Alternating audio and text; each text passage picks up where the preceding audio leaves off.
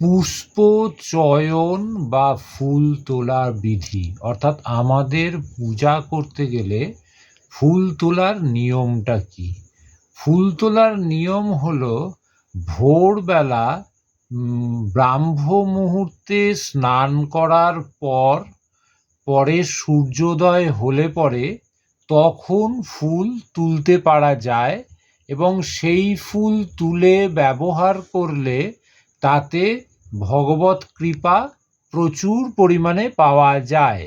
কিন্তু মধ্যাহ্ন স্নানের আগে ফুল তুলে ফেলতে হয়। মধ্যাহ্ন স্নান করার পর ফুল তুললে এবং সেই ফুলে যদি পুজো করা হয় তাহলে যিনি পুজো করছেন পূজক এবং যার বাড়িতে এইভাবে পুজো হচ্ছে সেই বাড়ির সদস্যদের রৌরব নরকে গমন করতে হয় জীবনের অবসানকালে। নরক যন্ত্রণা তাদের, রৌরব নরকের যন্ত্রণা তাদের ভোগ করতে হয়।